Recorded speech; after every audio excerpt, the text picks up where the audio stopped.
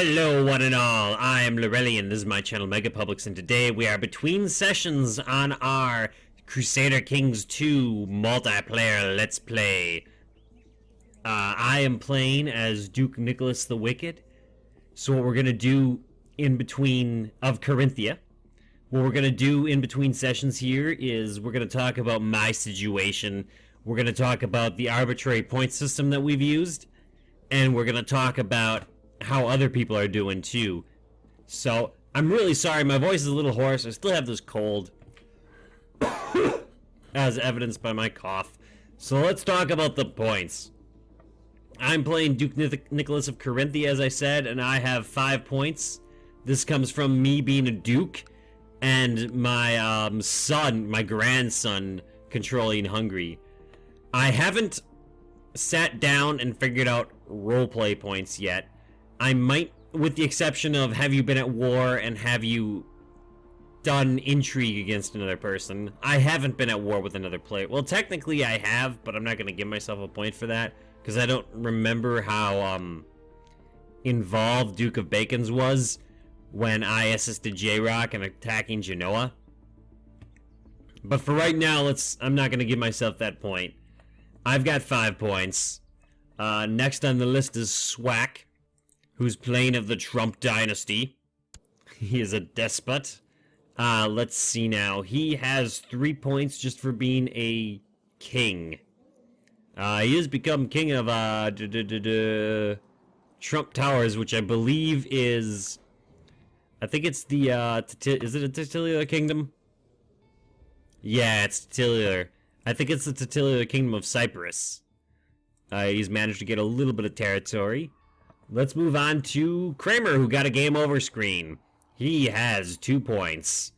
Why does he have 2 points, despite the fact he got a game over screen? His dynasty won a crusade, and was involved in a PvP war.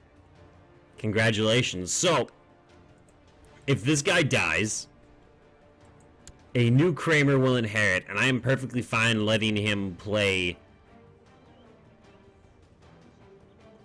I don't know if that's going to work for him.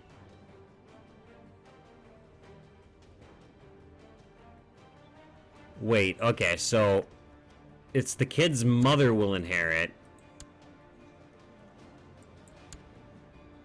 And then a different Kramer will... Okay, so if this kid dies, I'm perfectly fine letting Kramer play his kingdom again. Otherwise, it's sort of unfortunate. We're going to have a little bit of a talk about that, and I'm planning to kill this kid. I'd much rather have a strong Italy adjacent to me who I can negotiate with than an AI. We'll see how other people feel about that. I might get overruled. There might be some other discussion. Anyway, yes, Kramer has 2 points. No one has confessed to me that they did a intrigue yet against another player to get that extra 1 point. Some people might have and not confessed it. I imagine Duke will... Well, if Duke confesses, everyone on Earth is probably going to assume that he gave Kramer that he gave Remark a game over screen. So let's look at Duke, or no, let's look at Duke next. He has 3 points. He's technically, for score points, a Duke. He was involved in a PvP war. He's got a few cities. I don't think he holds any actual county titles. No, he does not. And of course he did... Oh, he did win a crusade. I'm sorry, he has 3 points. I'm sorry, he's got 4 points. Because he won this crusade for Genoa. No, wait, that's not a holy site. Scratch that. No, that's not a holy site at all. I'm sorry. I'm sorry, Mr. Bacon. Let's look at... where am I on this list? Epic. Of the Nasrid dynasty? I think this is him. I'm 90% sure that this is him. Let's see now. He has 5 points in total. He has the largest realm size of all the players. He has a king title. And he was involved in a PvP war with Ermac at some point in time. J-Rock? I might be getting... No, J-Rock was here. He's sitting on 4 points. I did give him the PvP war with Duke. Did I give Duke points for PvP? We'll figure it out later. I'm just gonna say what I've got written down. This is all tentative, and I'll figure this all out later. So J-Rock has 4. Did I say 4? 4 points. No, I misread that. J-Rock has 2 points. I didn't give him the... J-Crop, the King of Aquitaine, has 4 points. Shoot. That page went away. There we go. Fable has 2 points. He's playing right here. Just for the Duke title. Seek has 6 points. I gave him an extra point because he is technically Caliph. And I didn't really have any way of recording that. I'm not 100% sure if it was fair to give him that extra point, but whatever.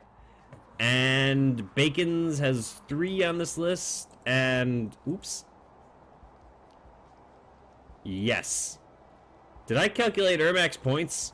I did not, but Ermac is the, Duke of Barcelona. So he probably has 1 for PvP. He's a Duke, so that's 2 points, so that's 3 points in total. And I think that's all he gets. So I think he's sitting pretty at 3 points. And as I said, I hadn't gotten a chance to do the actual vote for best roleplay and stuff like that. I might not do that for the first session just because it's been a week. Now, let's talk about what I've been doing. Duke Nicholas the Wicked has seemingly lived forever. I hope he lives for a little while longer. My dynasty, my grandson has inherited Hungary. I've tributized...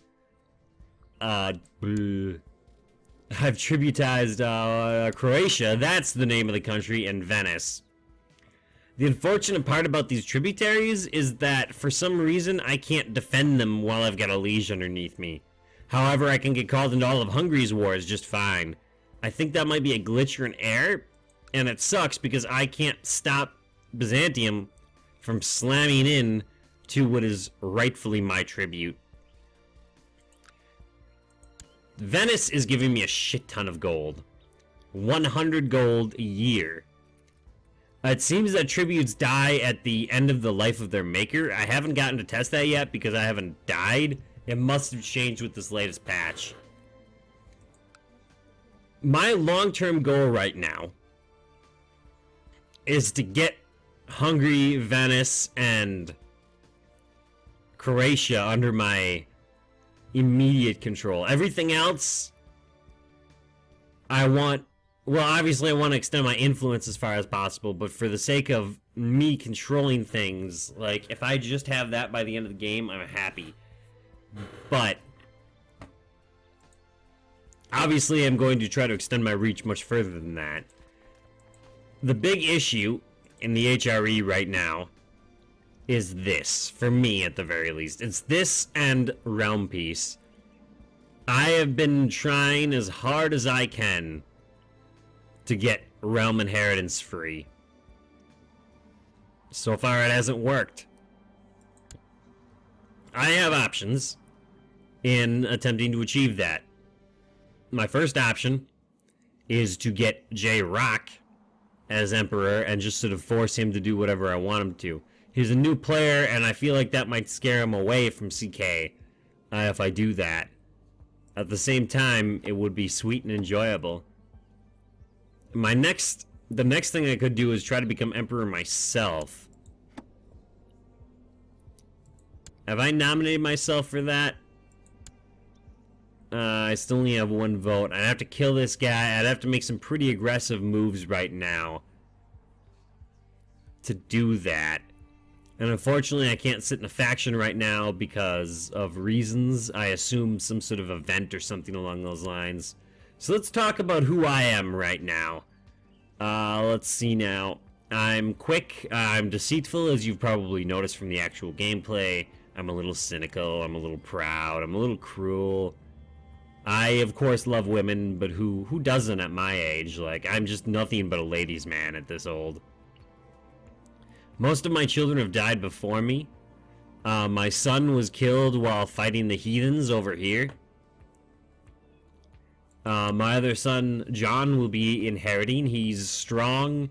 He's patient. And he's ambitious. Beyond that, he's not... There's not really that much that we know about him. Like, he seems like a good guy, and I think he'll be a good heir, though I do think he tried to assassinate me.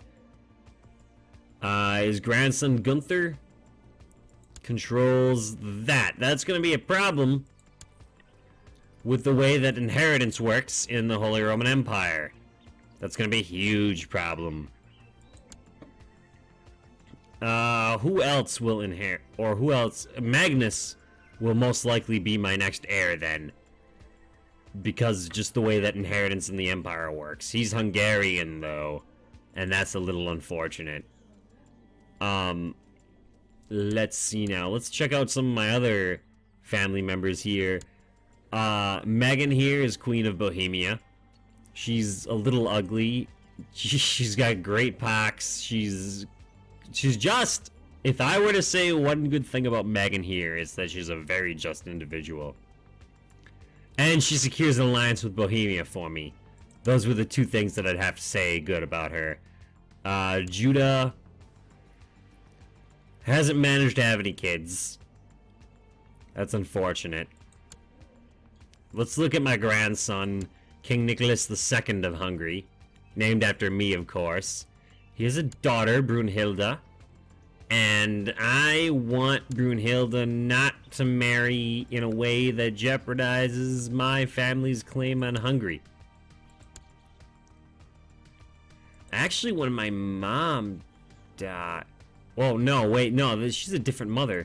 I was thinking to myself that, that John and Nicholas I, King of Hungary, had the same mother. They've got different mothers, so it won't give me a claim on Hungary that I can just press. Which is a bit on the unfortunate side. Maybe I can get Magnus here to marry Brunhilde. Maybe that'll be the thing that I do, and then their children will have claims, so I can then press it to take Hungary. I know it's getting me points for the point system just having Hungary under my dynasty, but I have this desire, I have this area of contentness that if I control it, I will be happy. And I've already explained what that is. I think that's all that's relevant out of my dynasty. Let's look at some other people here real fast. So this is who Fable's playing. Strategos, I have no idea how to pronounce that. The Just of Mosia. Mosia? He's just. That can definitely be said about him. He's a little craven. Got a couple kids. Doesn't look like he's set up to inherit anything via that. Let's look at Mr. Trump. Doesn't look like he's set up to inherit anything big. He is he does have a marriage with my granddaughter, so I think we've got an alliance. Do me and Mr. Trump have an alliance? Let's find out. Doesn't look like it. Maybe I sent it to him right at the end of this. No, I sent a non-aggression pact right at the end of the session to him. So I gotta remember to do that before we get too deep in. Let's look at J-Rock over here. Emmanuel the Black. I cannot think of a cooler name. He is excommunicated, though. He'll definitely have, or he'll probably want to pay that off. He's a Crusader. He's a little slow on the uptake. But he's a damn good fighter. Or is he? He's an alright good fighter. J. Crop looks like he's in a little bit of a rebellion. Is he gonna win? He might lose. Is he allied with me or anyone of relevance? I mean, I could straight up offer to join his war. I don't know, I'll talk to him about that. He has, Barcelona as a tributary, doesn't he? No, he doesn't. He used to have Barcelona as a tributary, though. He made that move early on. Maybe he'll be able to talk Ermac into helping him, but given the fact that they had fought a war early on, I don't know that that'll happen. Then again, Ermac might see Sultan Mundir as a much bigger threat, so he might decide to help out Aquitaine. And this is, of course, Epic's character right here. He's been on the Hajj, he's Saeed, he's an Ashari. Very holy man, if you can call an infidel a holy man. No, yeah, he's a very holy man. Crushed rebellion, guard dogs, lent money to the Jews. Let's look at Seek here real fast. And then we'll call it. He's strong, he's a falconer, he's what I personally think is the better of the two. And I like the technology bonus personally. He's on a high, or he had been on a high. He's got sympathy for Jews and Christians. He is, however, a lunatic and has the Great Pox. This guy's fucking crazy. Let's see now, and I think that's everybody. Oh, I hadn't looked at Duke. Mr. Bacon Man. Let's see now. Duke of Bacon's is of house. Here we go. He can't really inherit anything as a merchant republic. He is allied with... Is this Epic? He's allied with Epic. My god. He might be plotting something. The two might be plotting something big. So that's what you're going to have to look out for in our next session of Crusader Kings 2 Conclave. I will see you next time, and remember to be a hero to the Mega Republic by liking and subscribing. Goodbye.